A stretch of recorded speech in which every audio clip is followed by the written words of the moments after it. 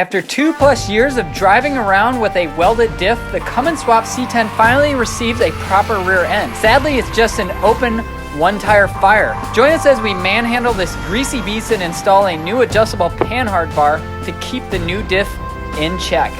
We also swap out the old drum brakes completely worn out from power braking for some slightly better used drum brakes. Don't miss this quasi-action-packed episode of Modern Greaser.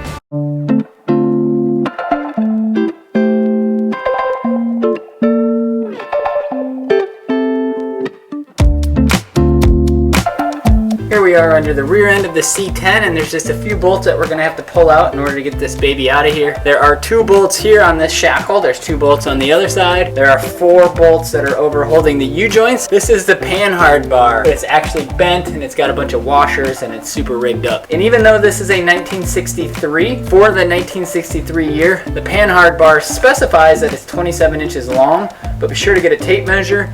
I'm not sure if this drivetrain is out of a newer vehicle from a 65 or on up, but I measured it's actually 24, so make sure you double check. So this was the old PANHARD bar. As you can see, since this vehicle was lowered, they had to cut it and actually shorten it and weld it on, and there was no bushing and there was all this slop here. It was pretty messy, pretty terrible. The new PANHARD bar will actually go on, and it actually has rubber bushings, it will be adjustable, and it will be really nice. So first off, we're gonna go pull the 4 bolts out of our drive shaft. All right, so here's on our U-joint. There's a U-bolt here that's holding our U-joint in. There's one of these on the exact other side. So all you do is you loosen 2 of these bolts out, do the same on the other side, and this just pops right off of here.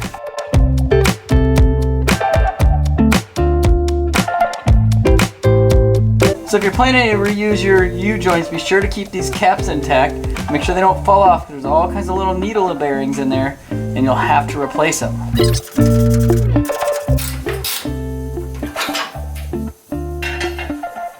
So you don't actually have to take the shocks off to remove the rear end, but these shocks are clearly bad, so I've got another set that's going in here. I'm gonna crack the brake line and let this baby bleed. Alright, so we've got the driver's side is all bled out from the brake fluid. I'm gonna go drain the brake fluid on the passenger side.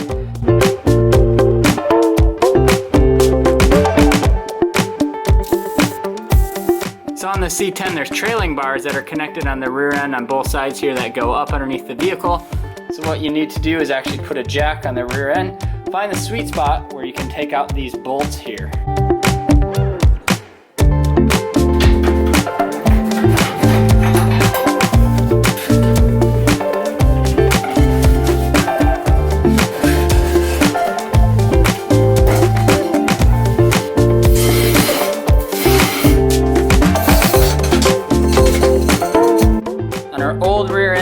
Where our new PANHARD bar is gonna go. So this bolt here has to come out. There's a big nut on the back. We're gonna take it off.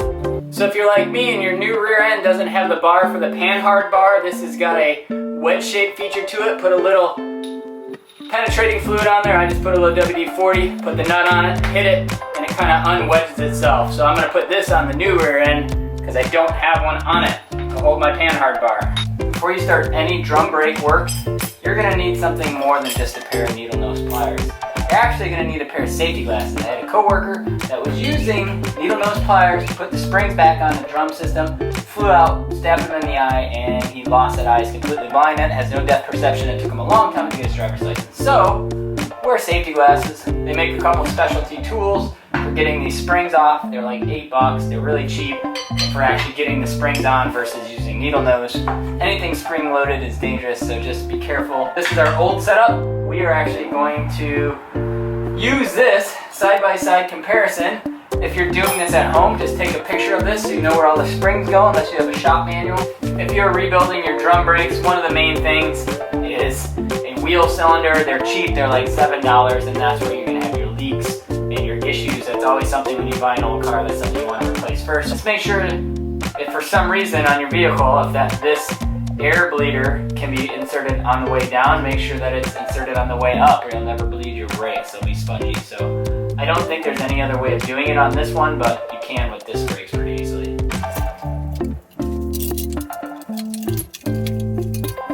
So since I'm so super cheap, I'm actually reusing these brake pads. They really don't look that terrible.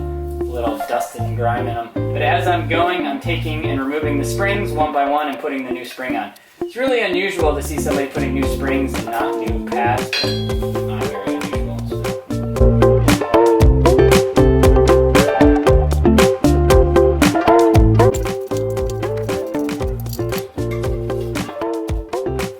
There is a right or left, so make sure you're doing the right one.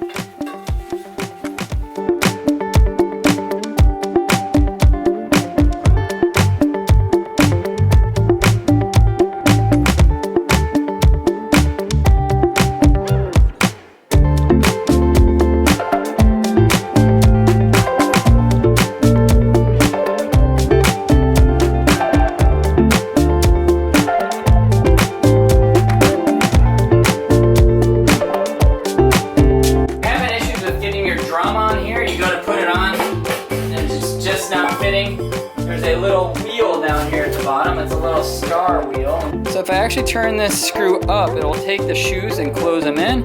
If I turn it the other direction, it will actually make the shoes go out further. And that's how you adjust it on here. Now most vehicles, they're in the back on these. And you'll look and see there is no back way to adjust these brakes. On these brakes, you actually take the wheel off and you adjust them from the front. That's where you would actually stick a screwdriver in there and turn that little star screw that I was just showing you until they are making contact, which we'll have to adjust once we get these on. On our new rear end, this is our PANHARD bar mount. And this literally just slides in there. It's a washer and a nut.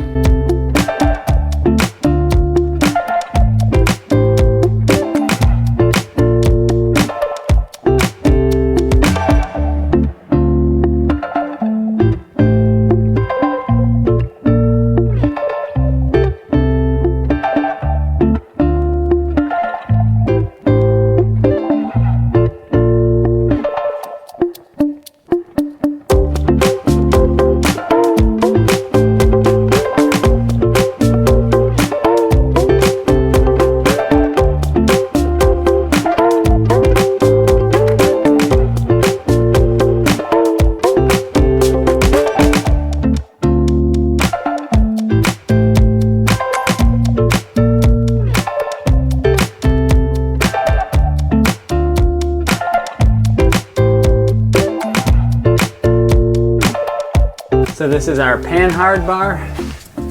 You can sit here and somewhat tighten it by hand, but it's really hard. So I have this chain lasso on here.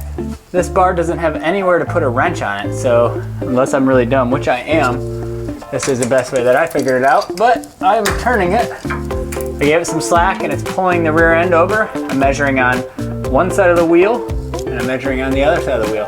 This side over here is 2.5 inches from the tire to the bed. This side over here is about 3 inches. So I'm gonna try to even that out as much as possible. And you're just gonna have to mess with that, figure out which way to turn it on your vehicle. And this is in the fully loaded position. So I actually have the weight of the vehicle on these two jack stands. And so the weight of the vehicle is the same as if it was sitting on the ground. And where I am, this is pretty level. It's at a slight grade, so having it on jack stands, the truck is actually pretty level. Not precise, but it's sure the heck better than what it was. And then as I keep tightening this, going through and taking a measurement, you can actually watch the wheel and the bed separate. So I take my tape measure and I'm going up under here by the wheel. And as you're turning this one direction, it's gonna send the axle this way. Turning it that direction, it's gonna send the axle that way. And then when you're done, you take these jam nuts and you tighten this one and you tighten that one. It's not turning, make sure that those are loose. And then I also gave it a lot of slack when I hooked it up so I could have the adjustment. So the initial install of this, I actually took all the slack out of this end and all the slack out of that end, put it in, so now that I can loosen it and pull it to either side and set the jam nut. I also found a spot on the tire to the frame, 10 7/8 on one side, 10 7/8 on the other side. This shot will be pretty close. But now that I've got it dialed in, I'm gonna set these jam nuts and hopefully that's where we wanna be on this. All I have to say is this baby is like driving a brand new truck. Who would have thought that just installing a rear end that has an open differential would be such a good choice? I am gonna lose having two wheel fire when I'm doing a big fat burnout, but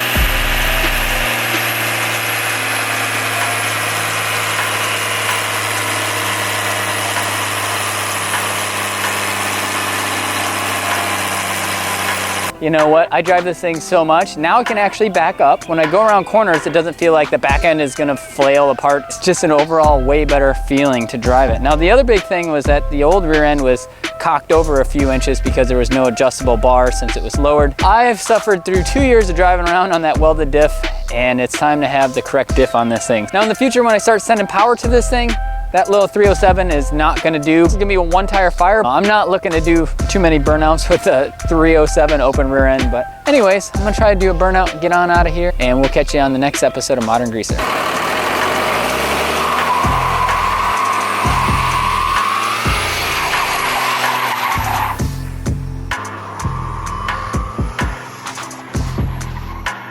So thank you for joining us on yet another episode of Modern Greaser. Make sure you click that like button if you like this video. Make sure you click that like button if you hated this video.